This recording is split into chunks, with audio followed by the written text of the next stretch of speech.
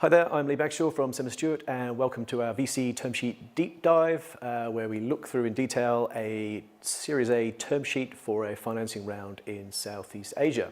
And this is video 4 in the series. Remember, if you want to follow the term sheet that we've marked up as I go through the discussion in the video, click on the link below the video and you can download that document. And we've also got a whole bunch of great resources on our website at www.simmonsstewart.com, where you can learn a little bit more about raising capital in Southeast Asia. Okay, in this video, I'm going to talk about the remaining aspects of the key rights that are attached to the preference shares that are most likely going to be issued to investors on a Series A round. And they are conversion and anti-dilution. So in terms of conversion, it's a standard and accepted principle that the holders of those preference shares, i.e. the investors, must have the right to convert those shares at any time. And the term sheet will almost certainly make that clear. And indeed, if they have, for example, a non-participating preference, they will want to do exactly that when they get to a liquidity event and convert those preference shares into ordinary shares and participate on a pro rata basis alongside the ordinary shareholders. So the optional conversion will almost certainly be in there. What you also need to ensure that the term sheet covers is automatic conversion. And there's two aspects really here. One is on an IPO, and secondly, where a majority of the preference shareholders insist that the preference shares are converted. So in terms of an IPO, i.e. an initial public offering, i.e. where a company is looking to list the company on an exchange somewhere in the world, the term sheet should make clear that the preference shares convert into ordinary shares automatically on that event happening. Now, investors sometimes like to qualify this by putting in some thresholds. So that might be based on a multiple of their Series A investment price, or it might be based on the total amount being raised on the IPO. That's okay, you just need to make sure that those multiples and thresholds are sensible for the company, for where you are.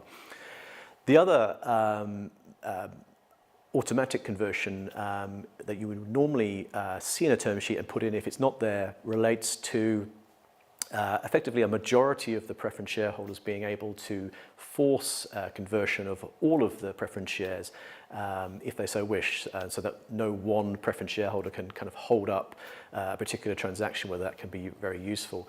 And that majority may be set at 50%, or perhaps more likely at 75% of the total issued Series A preference shares. In terms of the actual conversion mechanics, the starting point, and the term sheet will make this clear, is that preference shares convert into ordinary shares on a one-to-one basis. And this is always, however, subject to what's called anti-dilution rights.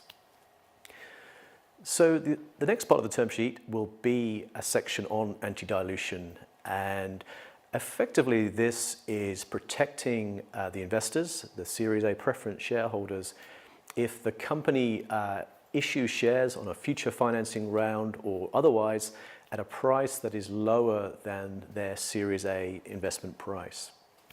And anti-dilution protection operates as a formula and effectively adjusts the price at which the Series A investors have paid, and in effect compensates them by when those preference shares convert into ordinary shares on a liquidity event. Now, anti-dilution comes in two forms. The first form is what's called a full ratchet, and the second is a weighted average. Now, if you see a full ratchet mechanism in the term sheet, you should strike that out. A full ratchet can be extremely damaging to founders in terms of being diluted. The way it works is that if the company issues any shares in the future, even if it's just 1 or 2 shares at a lower price than the Series A price, then all of those Series A shares get adjusted down to that new price, which can obviously be quite significant when the shares actually get converted at a final exit event. The much more common approach, and what you should see in a term sheet, is a weighted average, which is a formula which looks at the issue of shares across the life of the company and the requisite prices, applies a formula and adjusts the conversion price accordingly, which is much more founder-friendly and much more customary. Now, a weighted average itself comes in two forms, a broad-based and a narrow-based.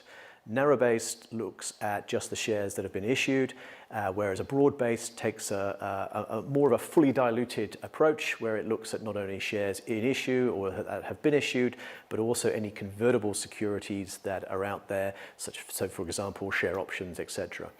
So the standard that we see on Series A deals in Southeast Asia is a broad-based weighted average mechanism for anti-dilution, and if you see anything that's not that, then that would be our recommendation to mark up the term sheet.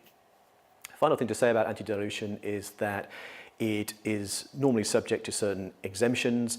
The obvious one being that the company may be issuing share options at a price which is lower than the Series A price, but also there may be some other exemptions that you might want to put in there. For example, if the company is going to potentially acquire other companies and use shares as consideration for those acquisitions, it may be that the price of those consideration shares is actually technically lower than the Series A price. So there may be another exemption that you might want to put in there. And that's what we do in our markup of the term sheet. Okay, so that's the end of video 4. Thanks for joining as ever, our VC term sheet deep dive. If you want to keep up with updates on all of our future videos in the series, do make sure that you click on the link below the video.